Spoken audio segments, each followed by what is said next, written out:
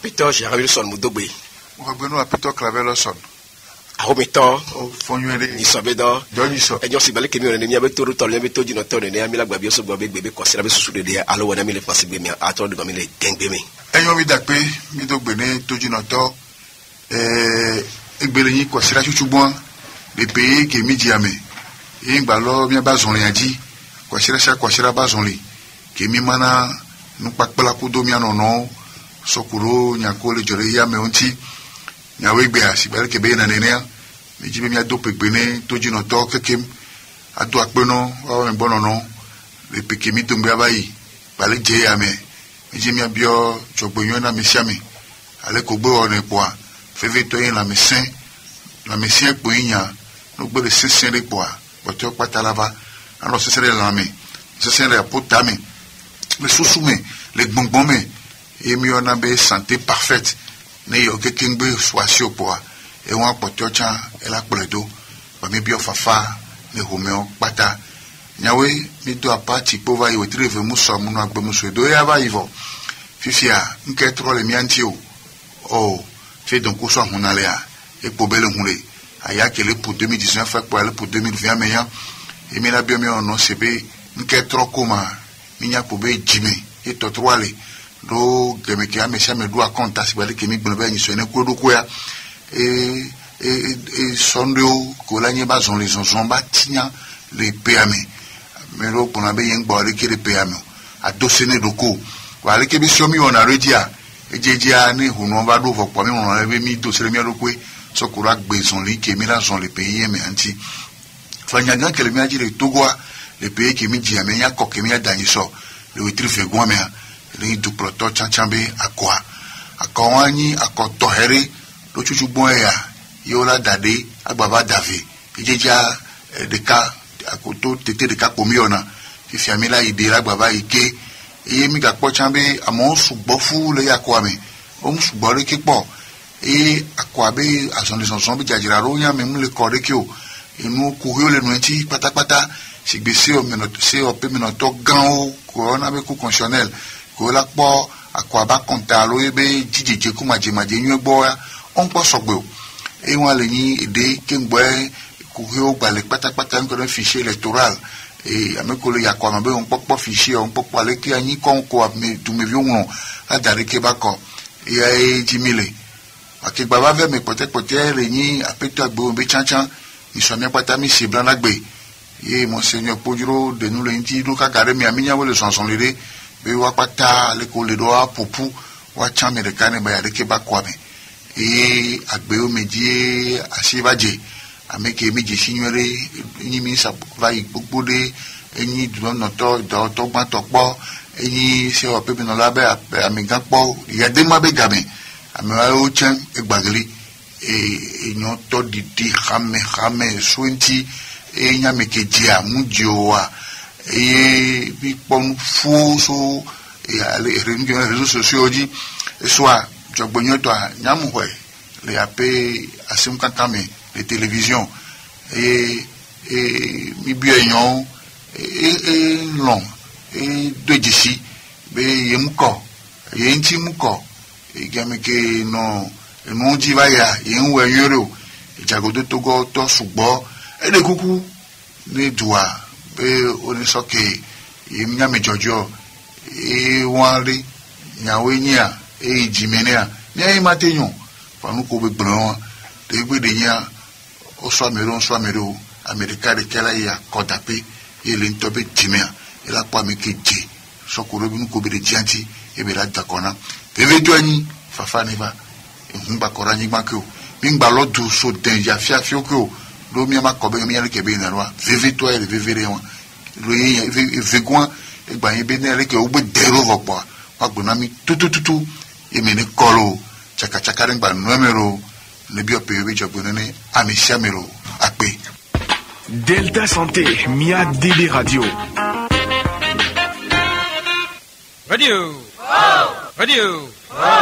Il est guerre. Donc ane ople huntocha tuani ona wabe doken bola be ho plaque nea do wabe do dasi première mission anyibe wanane gabado et tuabe gadakame Tout d'abord, moi, tout le monde va venir voir les cabines. Qui t'ont les toffons, les sauts, les tables, beaucoup de les va. Le bouton le sol qu'elle est. Au moins, on a libéré mon tétéré. À photo, la tendidi. Les nous fions, mais on a des pédagogie par objectif. Et bien, et nous fions que au soldat l'on est tchobé les colas pas la vieux douanier ou le yabé approche par compétence. Approche par compétence à les jobérés. On a créé situation, on a son nom médé d'adé. Déjà, bah, bouta, mais son ti. Fille Emile, et moi, le cas pour le Togo, à mon fille milliard à l'aviation, on te l'eau et mon ballon, on soit avion, on soit mêléo. Nke njima bia do konye sia imeno we asanwo ke nyewe du ko alo nyewe nuto le doare nke be hleva ne du anto et puis ma donc we ya Togo ke me mile do asi ho ma do me si be UNESCO si be du ko popo we ho mo menenia Togo lon no nya do ji we gbe wa mi do je si be politique les insubol nya ba san me on a les jurisprudence régime y a créé ça y a donc comme no be Jésus Olympio be le même nom y a kodapea que y gamesu en 2003 y du plan ko changer constitution en 2002 a au voter serré les assemblées gambe à l'époque parce que assemblée monocolore kakeme y a demandé le ça dit le mouvement molé d'apport au bolé bali me ko tobe y a demandé y a kodapea va changer ça autant le voter disposition les codes électoral la même ken bola y a kodapea on a dit mais 6 mois Jésus Olympio me remplir condition et il a donc 2003 présidentiel ko 2003 amega Bobakitani feu Bobakitani personne eye doli ameka Jésus Olympio ya kodapea Novito Gino Toveveo, mi babado adido tigan kome. Ameyi nona menti, ya meyi na meyi. Agbeto e nona agbeto ti, ya agbeto ni na agbeto e. Mene ake, ameyi nona medume ni dume, ye duni na due. Amen na menti, ye ameni na me. Mado weso ne Justin nani yo clave mi do boy ni ho boy ni so ravi do yin so il ya mileji il faut un bien apere ma o lozo mwaro o mzomo mi sans problème sauf que accident be nyomi le gnoga ga mi boa me le temo si donc bale moji pata mi nya jile ne ke mi la bronya ya mola se kingbe wala oblewo ya melano de kilontan le humi do pa buji intérêt to pa bu nous le barabara de moji ke bi matin gbo ma be nyon moi do appeler ton hono gasia gambe et les premiers bon mango be mi gba ke te mais te ka ma ton tous les jours ngba ni 365 jours oh et 366 c'est année bisexuelle même voilà le père moi bien ko be mi no d'appeler ton hono gasia gambe do mi ambe apita ba ko do mi ambe e nuko patami onata ya le bébé je ma tout mon pokbo ya di ma do egbe na mesiame ko do to mia et mi ambio e pays bi jogu nyona mesiame bébé to anyi la médecine mi bele la médecine pa ga be ko ile ndebe to le pomeo ko adasi le ko to wa mi do baba na bo mi aso popo we ne ko ta hiya le won amero la adivi amero ola buwa ba mi mi do baba na mesiame ndi ma do bolo da no chéri alors de ko nyame Pauline ni le to jira ndo bolo da alors de be pour me kekim la kla ko fi ko kele ke ko bantu bolo do kekim ndoburo nani be pour locha ke ya fu ndadaw de ko le quoi ndoburo daw nyimo be amegan ni ko disi media so TP Dougan les dagimera ko do soin damari ndoburo da amekan Théophile odinyon odo Félicien ndoburo da mesiame ko do tomia e mi no beble toussé ndoburo de e mi bio pays bi jogbo ne won chan ndobura agbati be pour me kikim et pays bi jogbo nyene amesiami parce que ni mi sue do re ke mi jidwa to hono ra peru nyanti e la nyona miro bido akpe ne Justin nani Jeff le Prince le considère mi ale fikeye adido tigan le nkuvi goro apo toji o la bankuvi agba le goro Tome de calle ben cubier ici.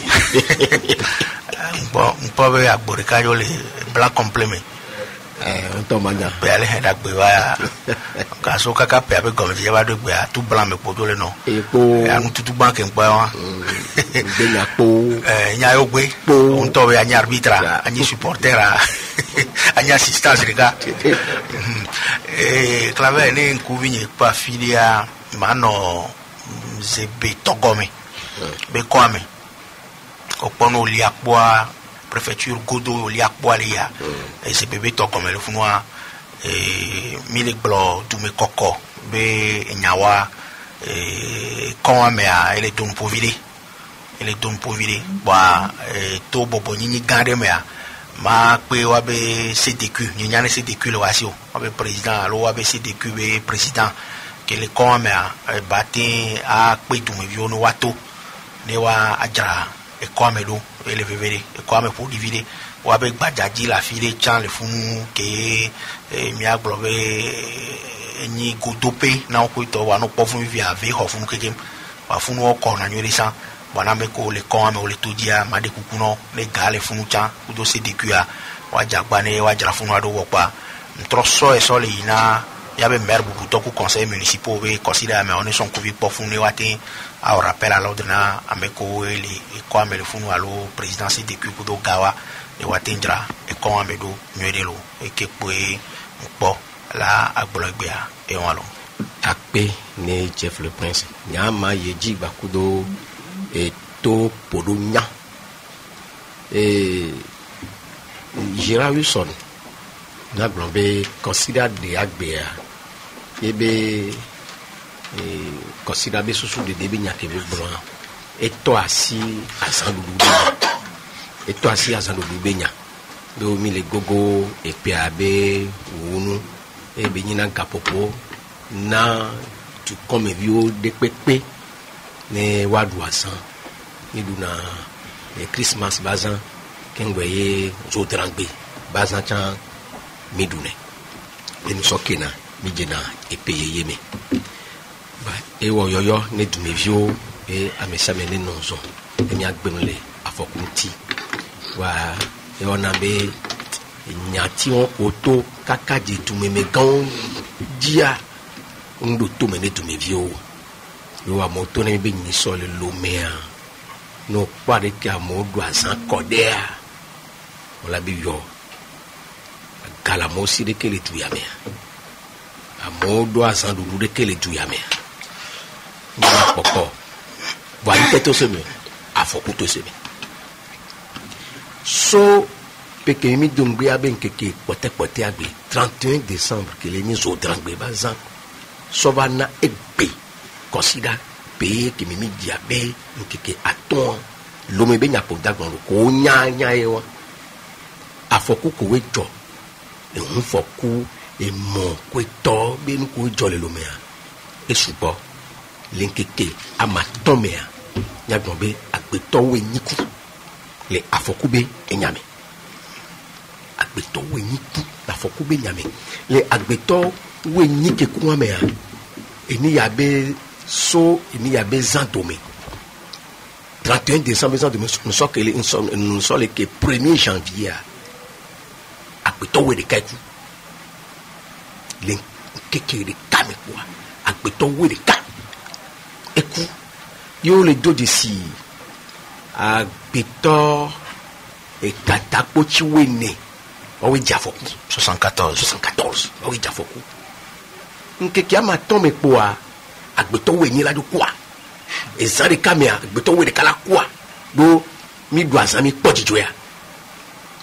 amewo ko xɔ le kɔndzi ne ma sɔ kpenɔ le urgence ba kpadzia amewo eve ya le wa ba kpadzia enuɖuɖu kɔ ahanunu gɔna be intoxication bo ɖu ɖe dzedzi na wo alo ɖu nua wu nu alo nu aha wu nua o tsã wo xɔ le urgence be teƒea ke wa nu ke mi la do dzesi vi ɖe anyi be mi dzi be ba nɔ zéro accident ne mi akpata mi te wɔ nyuie ɖea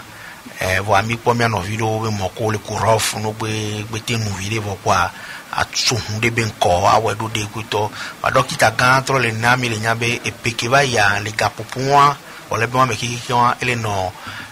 alɔ ɖeka kudo egbã alo 20 ɖewo nene ne yɔ la kɔnta wokɔ be pe amea ɖiɖi sɔ wu peke va yi epeke va ya plus de 100 accident le période wame ke wòle yɔ so 31 kaba na azã wa gbe vɔ pe amea ele 74 non efiɔ be ɖiɖi vi ɖe wa ɖiɖi vi ɖe ami dzi be ŋgbana nyi ŋutɔ ena mi le gblɔ be 0 accident na me sia me te dzagba wɔetɔa se be wɔn kpata wola adɔn mia dzi lo enyo akpe ne Jeff le Prince enya kenji be wasɔ wenua ewa de mi de kuku be mi le zɔmɔ to gbɔ be o heni de ba mi be do ami ke no no aha o la tesi o po ni no me de me o la ni se o ni nyane le epe azamia o zen wa para be degré que ya mo no aha so sen wa poti ami won gba afoko elajo didi ni nyane o zen yo lo enyo vo amia no nson le mia be monji do ke mi to la homea mi to ni mia be hometo mia son mia be vio mia no vio mia fofo be sanbe mia yi mia gbo elo ni gbobe mia yi ni chimoji mi de kuku mi oble ole nkeke o melo ape na mi Jeff le point service mia be nkuvio fie be po le epe bazan yo me que epe ale wenu azan dudu leke eno bi mi pedo eyo mi a ni minya be ne pe va pegbe mi dona ne nya no abio la médecin abio nona abio sosoki ape clave de mi son kuwi so no kikiwa magblobe opole sandi abe amo do asane ne agala mo sine ne magblobe le polgodo me to go viom tin do asan nke nchanye be jijo de pe mle nku na mo minya be gabe nya ore to mpo e wa jito kwa jino do amo jagbagba be yo awedo de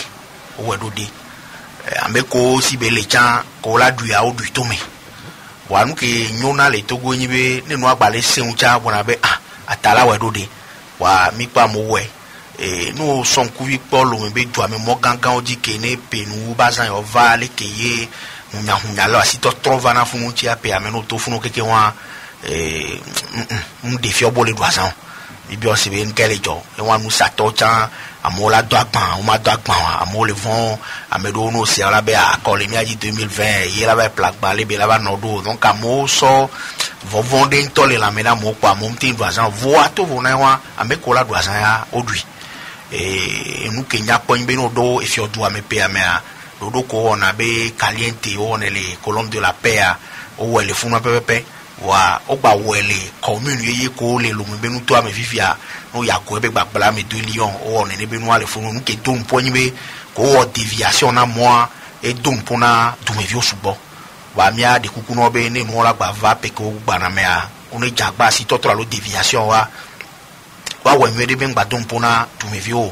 be ambeke munyabe ndeja no funu ko ba dogoro déviation noa e mo ke jori dévier noa to ho ame be mteri to wala no chiu e gba han ya fokuku do maso o va su boni so wa mira pe edugo nu kala obe ni déviation be nyola va onu no po e mo ko ji ola dévier amotoa wa le hun foku e mo foku be nyawo si be ko gbo wa o va mi ma gba tro wa ji wa e ya do pe mi agbobe amisa me ba han to ba jai e wa be asan po vo keke on voa mo gba potore do asan ni amisa me ni ba o blawolo e ke pe nya matin blocking gba e wa lo kin gba me ba pe bebe nya oji enyo ape Jeff le point Didier de la Mer claver nya ko bia nya nyore nya be nku via la san be ga me po nu subo ya ane ho to magbon lo nyim to la ne ho ya fibo nya we be ko ba mu gba le ya mo si leke o voir no pegbe anu to je to ame ala po be e mo ajiza ame de pepe mu to leke e mu vai so keke ku na ko to e to ame e fa ba e won keke won ezena nya chuchugbon be amero ko jesi elevani ame lo surtout epebe nkeke chuchugbon to a lekeye ya susube ehunla no moji amola no aha ola no poji ju ya no pa bubu ba amere pe nya ape nkuvi mu klem nya ne edeba no ekole o me wa nya gbon be amero ko jesia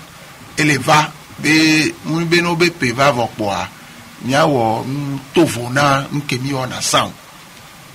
e anyi jijo de kanam do ne nuto vo vale do me sugba e ba hena foku vana ba nya kwata mile kono be afoku ngba na nyi o madu pe a mukumbe madu makpo jijo evide be ma una magbe nto le pede me le tepe bu me a mi la du igbakudo ayejeje et on beve me vide nene e ne la kpotono ine ne la nyo e le ane ho do amekea e nde ka gbale do me do da nya nyi to de ka ele nyi jijo na ma nyi be fifia ne asan gande na nyi ke e popu e tu apata po a alo ne gba nyi amedo chan e be pon me na chan aputa yi be nya eleva aneho be du ameto be enu owo gbese agbeto me jijo e be nyi na nya do aputa kesino nu be nyi le nyasi mu le tu pata me na mo va po a enu enyi duro na o hu ara nu mi ole po e pa fifia o ni so a nto za be ma pora le we trop paji eleke do ameluro ma o amo le danu o son duru apete me o polo abevio e hono sao oye o homeri ba poata marigo ko to keke won bifalo beach no keke won le vio le gble e jo le putu amo le dunu me ko dunu vole di sale onu enyi nde kenya popo kaka san do ntocha enya popo enyi jichu na nya be mim gba no tebe asangande pe lavo ne la temba mia be nu ona considera nene wetrome a nya no to kudo mia be zo upload sava aputa considera be wetro pajia enu nwede be yin nya me gan ho chan nya so de meja kavire aso kwa ya viria enu nwede be yin kwa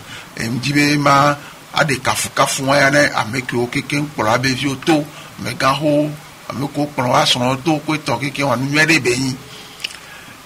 vale wa me a enu kemia doje si ayin be afike ye mi vale no la poata mi dunu mi poji jo mi di sa mi hena ndo da si yina tamnyo wa mi me kokoloe tamnyo wa mi me akpavie tamnyo wa bon ndudu fofofo mi nu sijan le esike jeji mi hena da si le nu ogbe ayin na pure water mi blando do roba me roba ibo me roba blo me kweto so ya fuata ke mi dunu mi onu ovoa leke mi do lawo le nebe nu odo afike mbe magba vale mi ayin be ma yo novino be ne la nyoa ne mi va no aputa mi pojijo mi dunu mi ma nu ovoa de afike mi noa enu ke mi doa nya tropo te do nu me ne mi sitea egbelonu le mia si la home mi ekoro gbelonu me afike mi va noa manyobe mi no kakaka ye mi site radio vokwa funa ba podi ne unva ke na me buvade fika me alava no alo ne won to nke o gba trovade fike olava no do no po fi olava o fi apodi to e o po fi apodi to e ba o he ole ameko podi apuata me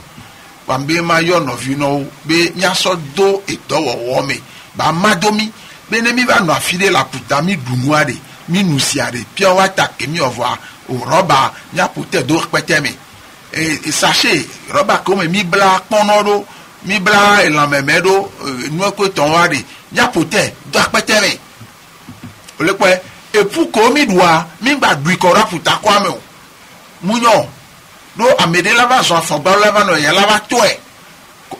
akpavi bepu kokoro bepu enyi bepu egba bepu amiduare nya pote do nume mi joa nya so gamia mi va za funa va ne mi joa elagba no kokoro ne mi gba trova nke bia alo na mebu baba trova o la penwede enwa nyinya vevede kenjibe ma so do to mene nya pata bele nya no we ni ne afike amede le wele kwa no vino po bi ame ole we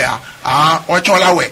ame achala we kwa mo sebe milaza poata la jova elagba no kokwede lo nkenjibe magbon la pawandia eye wa yon ape ni dide de la mer Justin lo nyare jabule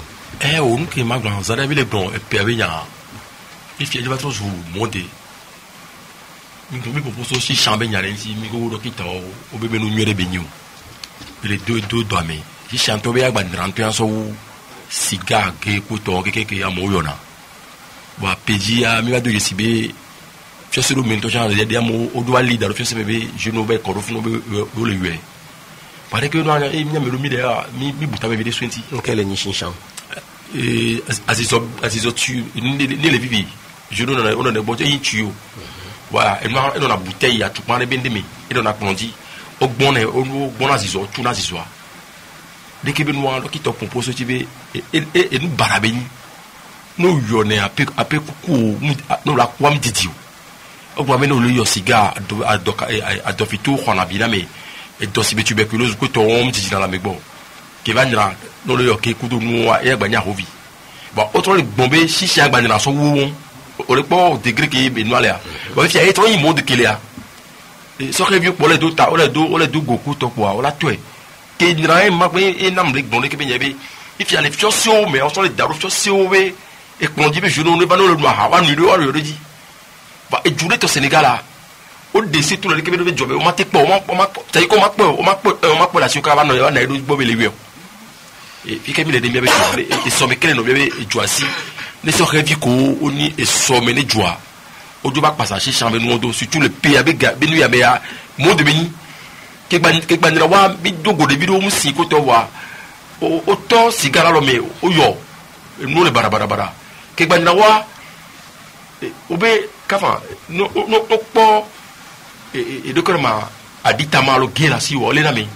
no le se o le na me if ya moteur le yo le di sale jume ke tire me do ba tension be fi ko le no le attention jo le fun ba ameko le no mo le sekete be yule yu aditama bien les qui viennent sibi somme quel niebe de qui niebe jo dima tout monde popo adibe dilao on le kuru be vionti si tu vivi to de vie comme si on va le kuru wanti les rats de mais alors no do igbandi fi ko mu yi makoto wa le kuru wanti et les nyon yo chamba pa je cha le vivere wa le kuru wanti bi ponu sugbon le pe abe game ke mi di sa vidéo ba mi pata mi la tinglon ba ni ke dimanche ma tira mo batan sur le dibe ni ke to shisha me nu nyole be ni ne wa yolo Akpe Justin Anani Yves Akpeson.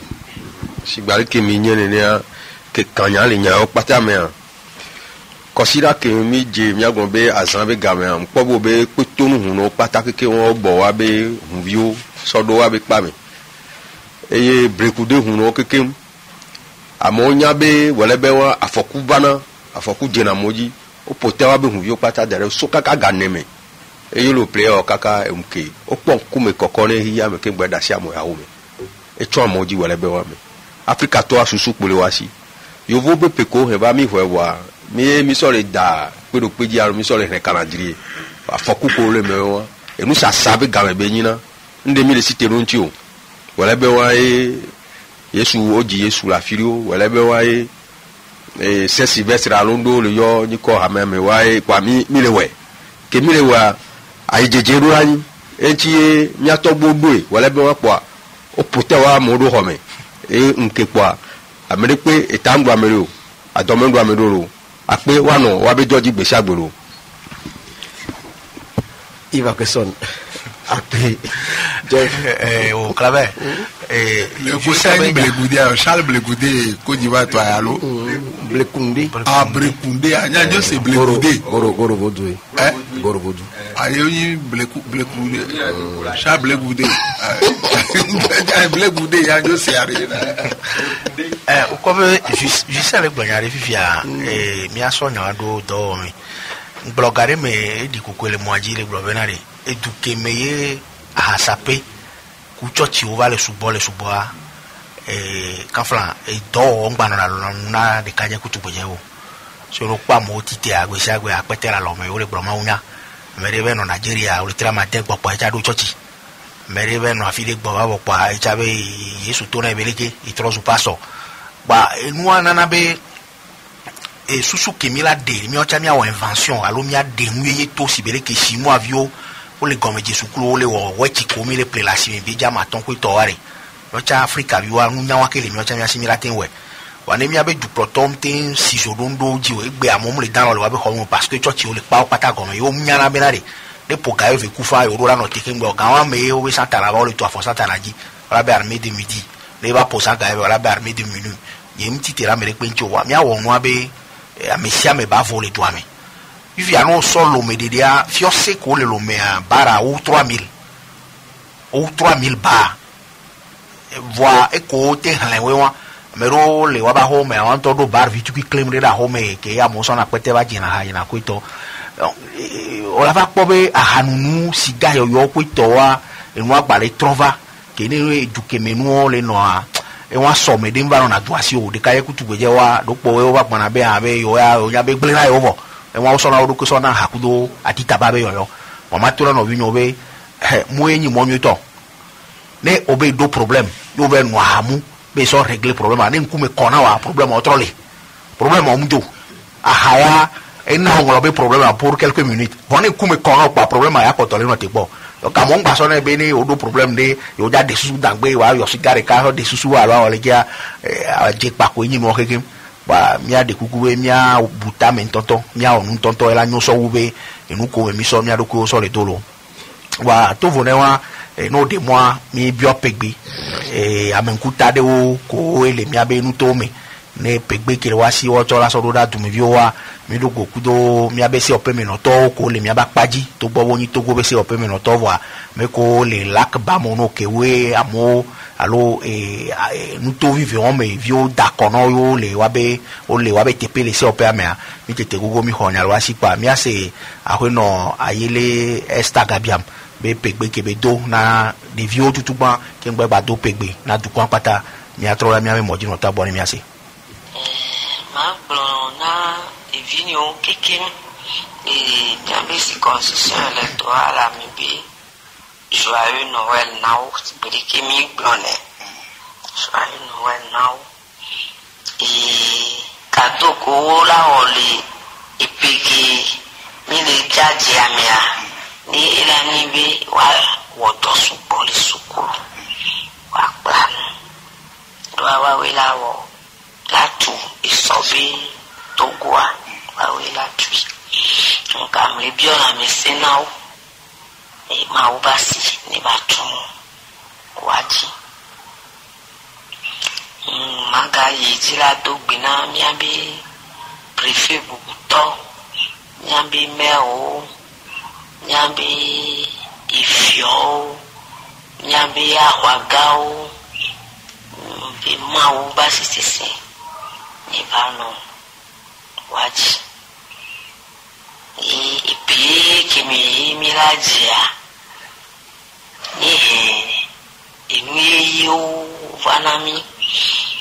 tuba ma biobina lolo ni no mi aba haudi ye mauno ni nami lamise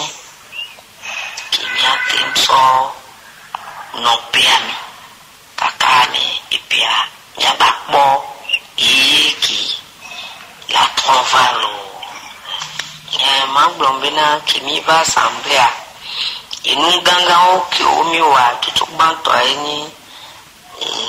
akokimi da sortiamia be moi présidente de l'assemblée ini titue grande nami be nyom et le deuxième personnage na douanini nka ini ndeki doji jonam ebe sumenam be asigbe wa ke minus wono na egbea non na ni domi ifiombe bi ya non wa mele inko kinu vigwa ini be mi wose kimi egbea o ma gba o election e tu prototo a zirikwada kwa ziriko mi wo sibe ola yi CV mi wo iseyi bu odon duaji nyambe président et tu protoa eva mi agbo assemblée à le 26 avril et beba ponumpo bakudomi enu ni nu ke oti menamu matebla la metonwa ele susumena so yedia magabrombe assemblée bedo ahome bedo domea mais nous faisons et des fonds. Si bien nous nini, c'est au rapport à où nous bon, la coup du port et donc au lewa qui nous boit et c'est qu'au l'assemblée attend. Au bado là nous font au la ouais, ni au son donné à blanc. Voilà mon fort. Voilà comment on va le doigt. Il est jamais tombé les wow. Pour le moment, en tout cas, là, des moules, il y a des pina, maou. Et nous qui les vivons, alors, et nous qui ni dijona ni toi, il est nibé et bien, les miens va assembler mien. Député au pata, les qui m'y revient. Tout le monde a mis son parti vous méchant. Est-ce que les qui va? Mais les avoir balé, pas juste milieu sur les walls. Et bien, donc, et les mis d'accord dans la test d'air, mais là, on remarque que c'est à l'unanimité. Mais quelqu'un, moi, j'ai mis dans la série, donc, quand il met sous les encore. Et démocratie, bien, qui met les blancs. Et c'est on commis sur le douanier, Biawa. O le sibe azikpena nyabe eduani ni nkande jibe nyabe eduani inko na demokrasi kwewa nyabe eduani ili inko na demokrasi kwewa wa mabio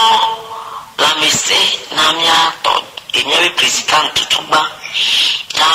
ape collègue député au pata mahuni na mila misendo anu fonse sendia iyo la te wondi babe mbio la misena mia domito disi ade nebio ma wasi na mia be president mia be du protoa for resource nana si bebe mahuni ne sijiji bane anyasa mahuni ne la mise alebe enu ko le si bejibe awo aso dogi to ko be nkumya les douanes ou les tutas, ma on est né, si j'ai dit, couteau nous n'a qu'à bien descendre, et n'est bien nous, allez bien là, n'y avait joie, baba trova, si belé, nani, va y a, les noutifa famille, les décans hommes, allez bien, on a au col, les dominos d'awa, on va non, n'y a des animages qui ont. C'est le premier temps où tu m'as mis bio et bébé tu peux m'aimer. Après na mintam bio tu peux m'aimer na et tu peux vivre ici à dit tu veux toi la miabe c'est constitution électorale là que pas mon nom est toro. Clave e wami se miabe se open menoto a hueno ayile esta gabiam kenyi se open menoto a ebegbe mi sewa wa ni mi hwamere wa minya se open menoto lakba muno ame ameton e wa mite jabawa ka mi no kame kwa me ve wa mi se a huito André Johnson kelenyi se open menoto wa ni UFC be duna bloha be amenkutareka mi ase epegbe ke be dona doa Nyakima gba ni be kemi député a ken be mila no nu ko na be bureau même de l'Assemblée nationale ni mi be edole neneu edole tellement be ne mi awo wa o ma mi bo la gble ameko chan wa dare o wa edola la no jo tellement be mi awo ma ka te va tro no epo ejejo wa epeke mi ga je ma do gbera be mate notre no yi era no pa pe ameko chama vide e ma wo chambe e so que va ya mi clôturer une session ba 2 mois lo wo te me fele nkonam ke mate tro no yi terrain dia be do gbona mo ano do to be ko ho pa de ma gbewe do pegbe emi ona lo be mo wa ewura mi wa e fi na pe ya ke a mo fe la be yina mi donc a mo tro le bon pove se bele ke mi do na mo wa le no a ya ke na fi awe français gbe mi ta e bi da o ne petro ya pa mi sia me jina be o mo ya au Djago no vieux de dia à de coucou à reconnaître be Djago à deux soke le kuma obe domaine wa boa nous étant ni bene no vieux de Djago de agogo a to be nu ko joba yi won be e do jisibe yemu wo nyoro de gbontia ba soke nya bio soke ni nya be nu von chuchuban e fegun nya bio la mese na mesiame ameko ba si enu gbla ma unu fe wonu be e pe kerja tro ta ne ba tro han dagbe ba no veve to nya bio ntifafa na mesiame do mi pon le duro mi se be yo e duro me bobo amo le so me po o fe wa gbeto o fe da e bombuda mo do me gbeto kachi wiku zereka alo ve tozo me do ba ko epo pa yinya fike mi le yo no yin na be amedowa omdola ku bon bonton no chance mado alo le militaire blero Lucky Mado na be o ve la fike no jole bon gbe wa afile pepe ke mi le ga no ye mi no de ku no we nto ba no pomiata le gapopo de pepe iye veve toi mi la chan leona du poto ye e peke baname premier de couper gapopo ke me alo période won ke me benti fafa banani mais pour nous que le jole duo no duta lo le no akoda da be game po enyina tukara kudo maso la kori be nya le mia kakana wole be ya ma wu pomiata potogo ata be ne be nu le jo mi se ne le jo la chu pata wa ma bi onti fafa na mesiame ene epeke mi le ja nous comme c'est sous boba no togo vio dome ne se nous comme nyano no no be jesi nyano de shomyo no gasia game no manania hena no suboba amenovi go mase hena no suboba na kwa ningba no nyado kwito jijia ngba ba no wu edu apata to jiji o ne mi tele wo won to da si wa npo be enu elanyo na mesiame bwa epere jagbenyolo na mesiame lo Entre les mila le nyade si pa bazon le commission que kemare ende kade la nyinu la leji na misubo matin a honya wale miasia bon mu be ni ton le pour moi va jolo du we nyi on voit enu ke maglobe egbenya matin igobe mi wale ni be esedo nyami mi defiant alo mi dakona le miabe assemblée le France le que amenema tenso egbe po la be asizi e power kaka so imavo if ya kin bola chan no chan e du potoria et là au maton et tengba we ze vivant donc à les 10 ans et moi mi jagwa mi tem le ya do côté et vegwa mi matin ya ko da pecham moi président de la République quoi et là ni premier tour enfin tour de corps tour à mevé et moi chan eni réforme de cas victor de Camille paniano dakona e wacha e mbo bale gbangban ko e mi matin ko pata le fi egbowa maglobe ni lewo vive toko nko le vive na nya e mdoje si ayi won e bi ni nko maglobe qui me tient à cœur o faut André mi bio pays be jogbenwe la mesin kudo edoa beji nyore ne togo vioa waten poji jole peke mi après non chef mon chambre do pays be jogbenyo no ndi jo wa sorika ni ba voter sero sokudo nyaka do to nti wa edoke mi wa ma nyam do jesibe do nyore mi o nyamedo ko ni nyaka do to wa Nyan Koreba me, ma obesisi, ma obefon le namanami. Bah, et c'est commis de ton au contraire. Ouais, la pour me tirer alors la temps premier parce que Amedo Léa et ma globe obéoni et Nyakakado to voir. Et oh bon, au blenam n'abe doigt. Donc entia, Amedo yona nebe bitos. Ou la sopa d'ajira medisi. Bah, nebe nous coller wa. Et les blen la mentio. Amebe ko me on tobli bonti. Wa ma ko chambe mau be fofom le lamena me ko na nebe no mau be fofom le lamena we na wone ya so pe ma nyai wa ese ke mi de to so par exemple là et la corriger alors la tracile et nous subonti ne me ko lo o na be doku dan kwaria o la doji si o la kwa boy jino be yo be amewo le wɔ dɔ ŋutɔŋutɔ woyɔ wɔna dziɖeɖe nɔnɔ nyamo elana be wola protéger miatsã kpa enua tsã dukɔa ŋutɔ tsã enfin gɔmɛnti abe la kpe ɖo nyakadɔwɔtɔ ɖo ŋuti wonye mia nɔvi ɖo ko va aɖadze kudo nuwo ɖe amewo si kunuwoa mia se gɔme tsã be malea ye le hɛwo kpata va se abe ne wa dzidzɔ pe ke mia dzea esia hã le gblẽ wa dzidzɔ nene be nu enu ko ŋkpɔa abe ekpɔ enu ko ŋsɔ abe ese alo ame ɖe la va nɔ gabe akpanya ɖo nɔvia ta enuwo keke wɔn ŋutɔ wòle gbɔ enua gbesi be nu ɖe ɖo ko mawo be mavɔ hɛna nuwo vana abe mawo ne wɔ be wɔtsɛ wa dzesi wa ɖo keke mi ya dze ya wa ne mawo ba wɔ tsã be epea ne ba hɛ dagbe va ne ame sugbɔ na ame sia ba kpɔ dzidzidzi mi nye mi do dzesi tsã be togoviwo wa wole se veve be abe enua mu le edua mu le ke na nu ya ma be justice mu le o be nde mo afia ko la ya o la do dzi vola bo mu du dzi o do nu kente a wo ndo ame de le fi le ke ko ton ame do le a ekuheo alo adɔwɔ amea ele na sugbɔ wu kwa ni se wa chɔn be nya duku ne ma wo be epeke mi le dzi ba hɛn dagbe va ne ame sia be dzi ba fa vi de se a mi nya be o be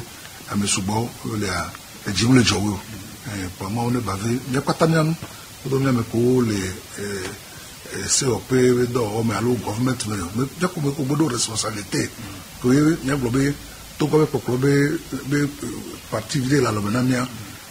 o ke mi la tenwa le mo be fonfon me ne no do ba ten ko na mi se ma ten ko jiji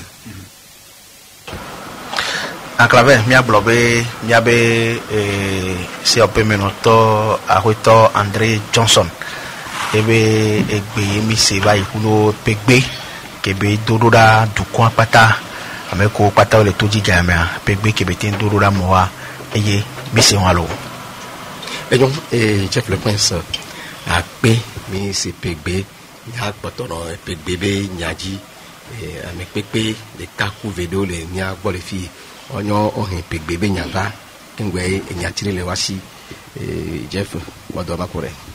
akpe clave ame pepe nyawe ame pepe ame veko wa do mia wegba e wa be pe aya do be gbero nene ame pepe tutu ba ko mi le kwa nyonu le ame pepe ame la hada beno zerika la hada beno zerika ba fi be pe aya do be gbe e nyonu la fi e pada gbe we nya be nyina miano miawe son lo lolo ahomito olela isobedo doni solo les vieux mi fo egbe tutu ba mia jesi mia be niko oyo na mbe madame Soji Marceline. Madame Soji Marceline. Oui. Duna blohe alo hakeme miso. Miso et duna blohe ko yona be ANC ame. ANC agomede. Alliance nationale pour le changement. Et du keme miso anehwa afwa abodrafo aklakwa. Miso abodrafo. Abodrafo be commune ame. Commune ame miso. Commune lac 3. 3 oui. OK. Mia fofo mia ozo yolo ahometo ole isobedo le viode ya da pe mi fon ko ba wa londo ya jesi mia benko oyo na me hu anje teko hu anje teko e kemi miso miso lac 3 lac 3 commune lac 3 abodrafo miano agbo egbe a bivado mi agbola ki tuti gangome mi nyabe pe akosira tutu ba mi le ya nyakele mi asirora etuabo enya gan kele nya simi sova oto nya mene epe ado gomejejele kia enu ya benina ne miao be miado pegbene nya nono wa imi va lo wansi be miado pegbene agbodrafo dukwa so commune lac 3 so pogan agbetiko akorogun kopia nyando pegbe na e ba zone jimile lo e wa mi le pegbe ala o mi ami le me mi le do pegbe le mi achel e mi o le mi le ko be lac 3 o mi ami le me ajo so ji se ka e jo do gbe aja enyo mato e ajia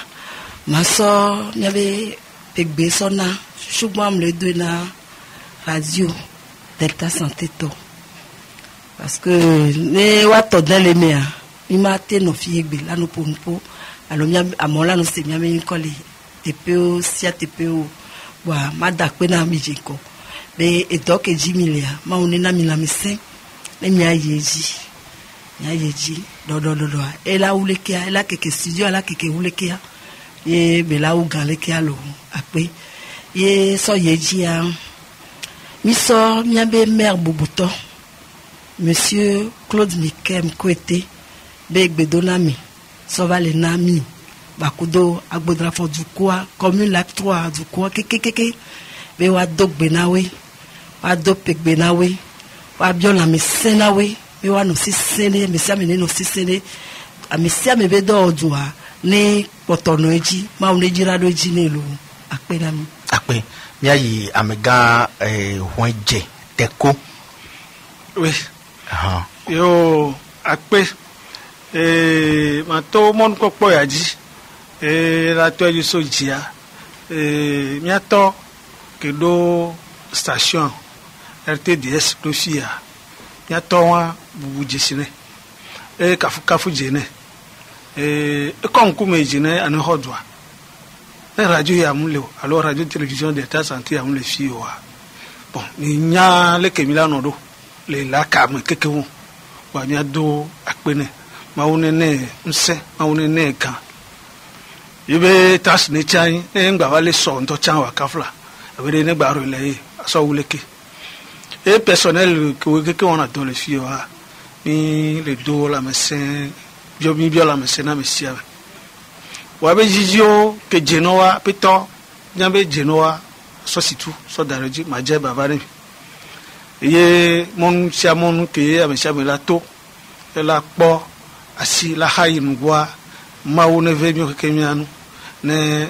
mesia me ba po do me yinu le ebe do na o me nti fafa ba na nkodo personnel akeke do pe acha na do pe alike sigbele ke mianu agule ne ya alors de gbado eme ne ba keke uta akeke ta wule ke alo ke ma to aji atodo abio bebe jogbe nwe ne miabe lac 3 lac en tant que kentutugba dans son ensemble lac 1 lac 2 lac 3 lac 3 lac 4 ne do pegbene amesiame en tant que président fédéral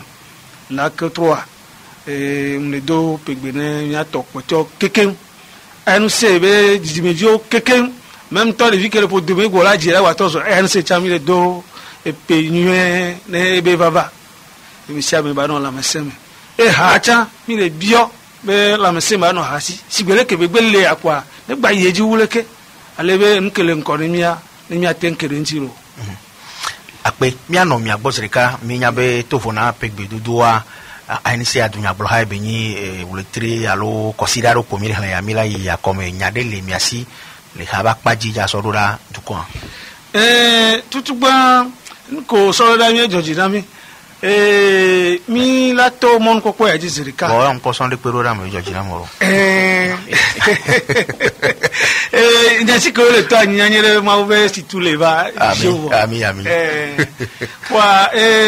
nya de kuku be enu de be ba soa muni ebudado ke wa mi le do akpe ne mi abe ainu se vi ko keken ainu se vi ko keken solon lonu o d'accord nami les élections municipales que mi ovaya me le 30 juin on a un saint ANC le lac 3 me egbe ben keke mia noa sumiasi meria esum miasi parce que les lac keke mia mio bodrafo mio pweni ameke yetendo noa nse ke ho me ke noa meria je no la pour la poto keke mia mio pweni ameke anse eten ho noa fi poto keke wa egen le anse si ke mia to mon ko aji mia dakpe ma ya gbon le ne bodrafo pe commune na to keke be leke o dona vevenu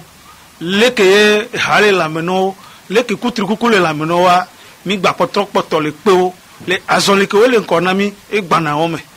la yin jijo gare na mi be togo be jiruru togo be de popoa ba toiji so nya be commune me agbando ko to me agbando togo do keke melo akpe mi do akpe na mia fofo hwenje teko kelenyi président fédéral so lac 3 be ANCB edunya bulhame miano wa be dele miasi milapo so daru mia toto aji eyo enyo akpe ni chama tomo popo aji e ma bioso commune lac 3 keken mi vieux keken ye leke yo dana koni ANCA so gberegbe kaka mi va le fifia magbombe so 2010 mi commencé voir commune lac 3 Agbodra forbe commune na kaka so ya NC non a talef tepe wa po wa mi gba le pe o veve le mi atonyo nu le pe mi le ke mi wone o e NC jo du na jile lac 3 me mi agba we akoya mbioso mi agbo be amesi amene chite nyonu si anyonu ne chite ba bla liji ba proson ba pro vioda si ne kamia soa ne de vion hope we nyi are gbogbo to hope we nyi gbogbo to hope we nyi lo akola do mi achami le rien se lo wan sivon wa pata wa chite ne le kemi wone po emi du na chia le tepe wa lac 3 mea mbio so ami pisi ami gbobe bagba hlon bagba donse to gbobe gbojo vana mi si ami nye to chan gbojo mi apata mi gbojo vo mi maso anyi jepe so anyi mlope le mi gbojo fifi nto edo ya pon ya mi ya chite kwa fove won to gbobe lac 3 NC le telefonu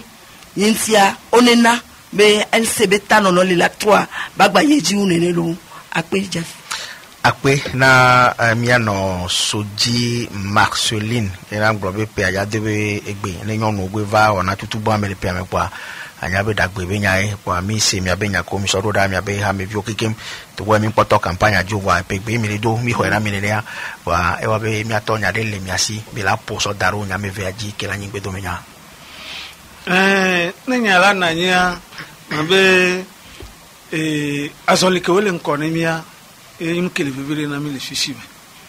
mi ano to asi ne fifi be gbojo do la mi na me sia be kafla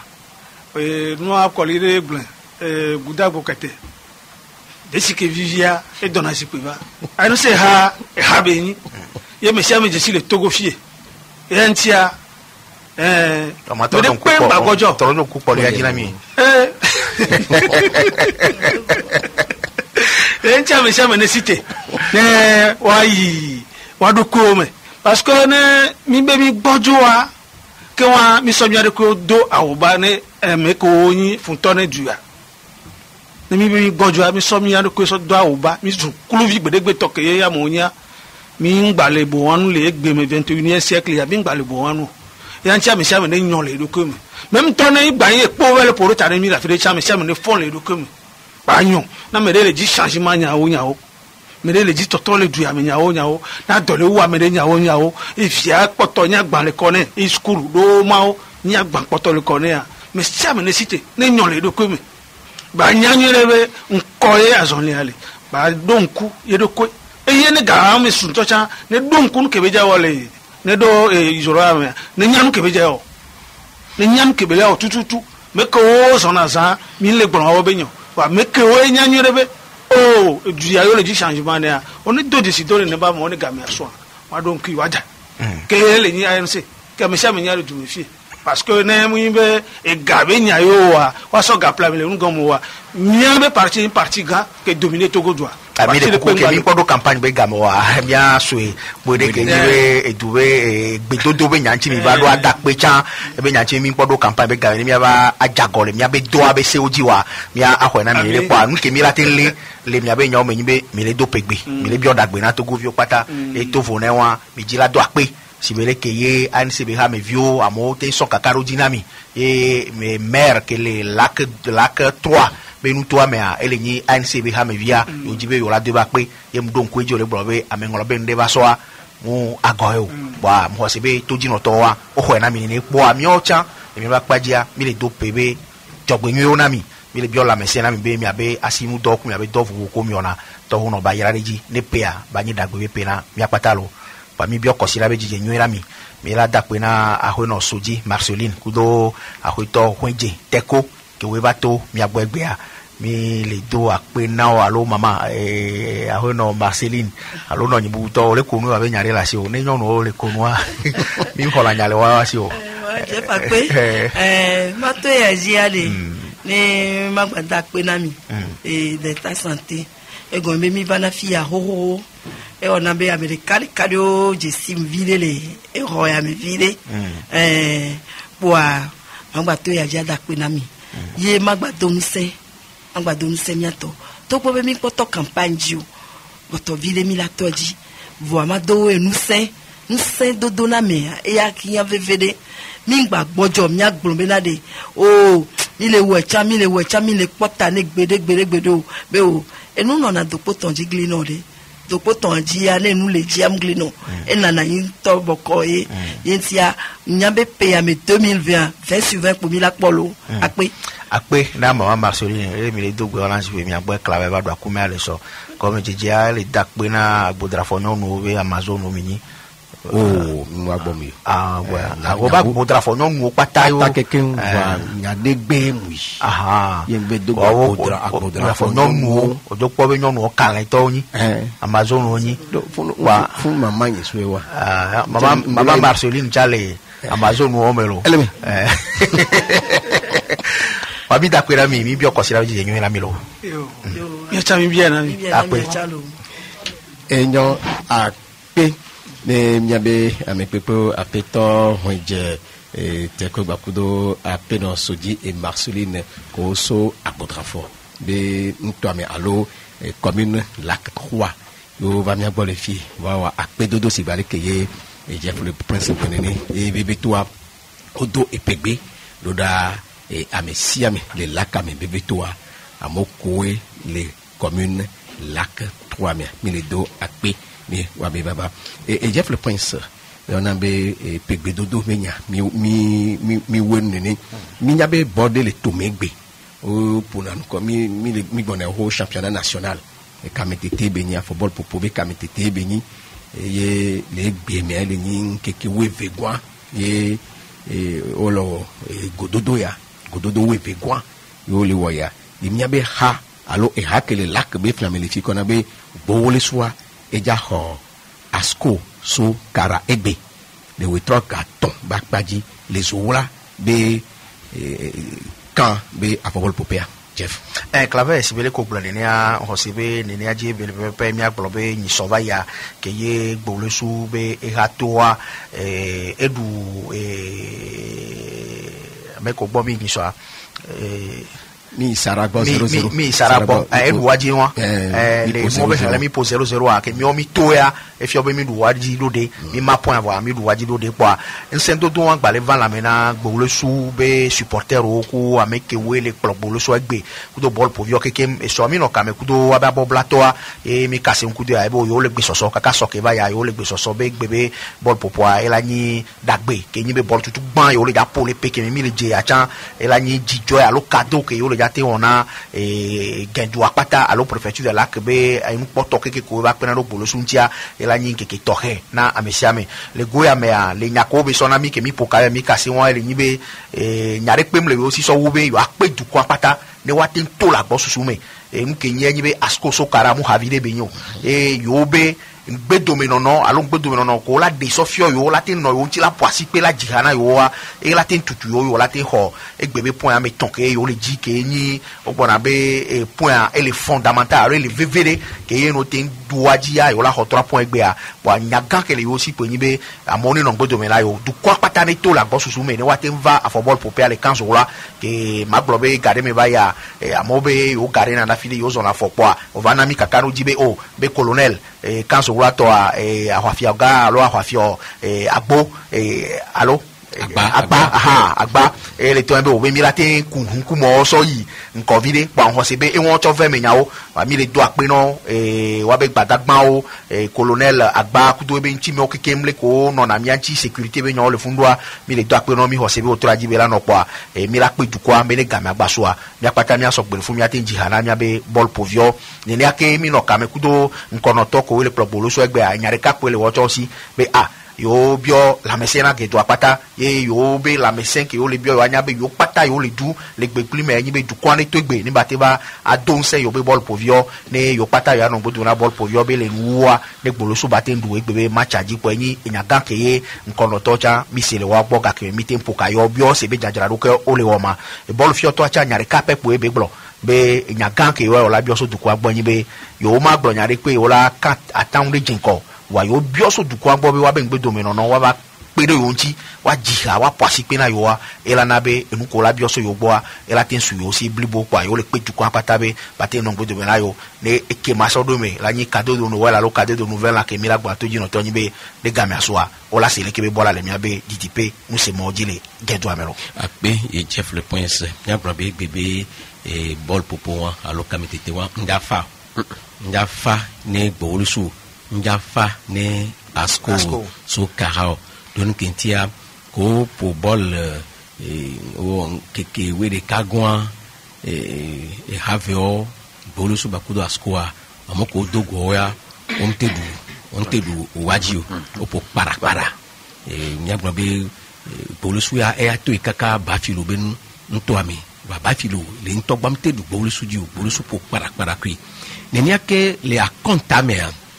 asko ele nyame vegwa wala be kenile ya ele do 20 points pour le gomena Unisport que le do kenyi tatoa que le do 22 points asko ele gomena zedeka do 20 points bolo soit ele nyame matongwa ele do 16 points ne asko telon te du bolo sudia nyakwa be asko la bata ne afike ye Unisport be do jilo wa fun me asko ele di la holon de yaduji ne ya nota nenia ke ne gbolo su chatin budia amia matongo ke benya ela jolo funu ela tembe ni amia me negwa don kentia ne gbolo su te budia la 19 points ni AS OTR ya cha do 20 points gbolo su ma batendo 20 points quoi ela dans le TP ela tenjo le amia matola tro ni amia mene iba question ale ke mi le gboro ke mi le diewen gbolo su do la drafu bolosu do la de ebense fiodo le banyimaji e de fio ne mi be ya o statistique wa bolosu be toto ke be wo be pour bo sara sport yo pour para e ru goro to je fu de bolosu te kolon pour para ku do e fio be ba ho me mi subo le dapa alors le po juju e be la duji pe mi le tuturo ra jirupe mi apata keke ko loju ame akudo se ale ngre gbe si agbere na anjigbare jimile mi abe session pata keke mi ato Amerique que tout le baho me be hono be yoma ou be sosira ngba ko be gbolo sukura du je be kwa mi kanu be jirudwa ela nyi mi ato egbe mi le tutu mi be joueur ro da jirupe lo ke cha mi po bo be wa be jirudwa le nyi jua pata be jijo popo mi le bio ameko pata yin supporter ko gbe lo la gbolo su alo o gbe le frio pata me ko se na gbolo su be nyapo mi le gbon be e pe ame be jogbe nyu alo kado ke gbolo su be hala ona mia ele nyi jirudu enti mi apata mi fon zan ho milente la fi komila no pataki kemi obe bolosu egbea edola defio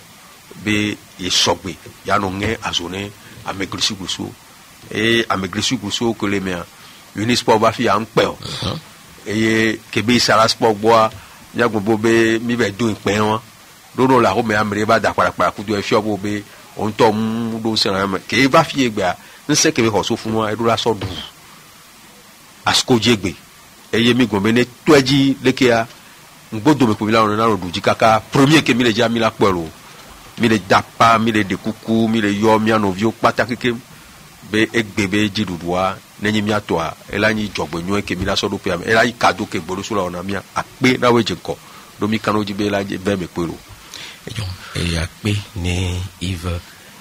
a question Jeff ne ma so nyare so pe a enu be to ke mi agboro mi adape na ball povio ni be enu ko na be vosa kutre kukwa owe subo so to wa be ball fioto ajia wapata owe mia gblɔ staff akpata me ko kpata wogbe le ha le no ha ŋtsi kpɔa minya bo wɔ nu ke ŋtsi le gblɔ be wowɔ vɔsa alo kutre kukua mɔla bi ɔse bo eke gbanyi ya ma emia gblɔ be bureau exécutif atsa wɔtsɔ wɔ vɔsa nke wɔ ke ŋgbɛ mi la ɖu epe xoxoa alo christmasa kpɔtɔ si be nkeke ame tɔn alo nkeke ame nea azikpe me nɔtɔ na gbolo soa ena be alo edzagba wɔ ɖo de be woatu fɛ na bɔl poviwo kekem me ko gbe na ga gbe nyi tɔ na gbolo soa kpɔa bɔl poviwo kaka ɖo bureau alo secrétariat wa be siège ko tɔ keke wa va dze gardien ame sia ame dza be amewo ɖa ɖu pɛ wa dzagba wa tu efɛ lɔ kpɔa président dzagba ewɔe wa susu kɛntsi be wɔ ɖo ke ne gblɔ be vɔsa dometɔ ɖe wa ene gblɔ be ke nyi be no ɖu pe vɔ bɔl veve ɖeka le mia dzi le nye gbe be bɔla ŋgba va nyi be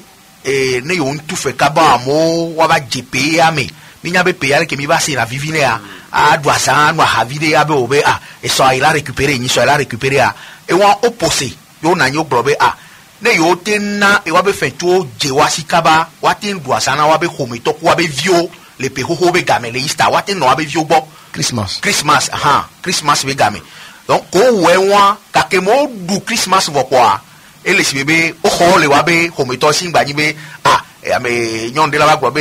isrɔ nyi joueur wa ŋte nɔ yewo gbɔ ɖu pe o ko tɔ wa o dzi be wo ne dzra xome ɖo ke ŋgbe wa te vo ɖo nua dzi donc so kaka gake mi ɖu epe xoxoa alo Christmas kaka ɖo vivia le ko le wa entraînement kudo le ko le nɔ du ɖo ko tɔ wa o sojo le wa be xomewo gbɔ ke o nɔ wa be xomewo gbɔ ɖu epe ye ya se vivi ne o efiɔ be o vɔsa be yo asɔ yo ɖo ko savɔ ne gbebe bɔ la yo ate ŋu do edzi lo si wa keke wo be nume be gbebe 3 points le veve ɖe na yo so entraîneur so président va to entraîneur va to joueur o kpata dzia o be gbebe 3 points ele veve ɖe na yo ba vɔsa ko wɔ wa enua bureau exécutif a wɔ ewɔ etɔ kebe la yo alo o be chacun fait na ka fɛn sapa donc o wɔ atɔ joueur o tsɔ wɔ atɔ ewa mia be para egbea enyi be miɔ tsa mia dzagba mia te bɔl kpɔpea ne mia don sɛ bɔl poviɔ nye gba ko tsa be para enyi be mia nɔ mɔ dzi zan de ya ne mia diffuser bɔl na to dzi nɔtɔ mia tɔ ku mia nɔ ko mɔ na mɔnu kpɔkpɔ te yi na bɔl popea wa n'o la xɔmea wa te nɔ do to bɔl la nuke tsa ne mi wɛ wa o ba ƒo na ka yɔ na be dagbe mi ŋgblɔ egbe be bɔl na yɔ wa kpa miɔ tsa mia be vɔsa ke mi ya wɔ nyi be ne mi la yafi de kpekpe alo ne kpekpe gba le xixia mi tɔ tsa mia wɔ ɖo de be gbebe bɔl la mia te se le mia be didipenu kpɔmɔ didipenu se mɔ dzi le gɛndu ame ne bɔl la ba te vivi na mesiame lo. akpe Jeff le Prince Justin Anani miawolu. championnat be popoya kpa ɔsɛ bɛ kɔnta ye ne mi te le to bɛ le ɔnu le kudu amewa ame ko gbɔ mi bɛ ɔnu le ate fɛ to yi c'est que ko ne me asiko va fi egbe ba ɔnu le kudu mi ate fɛ to yi na mi donc mi la to mɔ le kpekpe dzi la do asiko dzi ndi ma lancer appel na mesiame kele fi ke bi la gbe no kpɔa nke mi la te mi do asiko dzi mi awɔ mi do asiko dzi akpe bonne chance ne bɔl bo ha keke akpe ni Justin Anani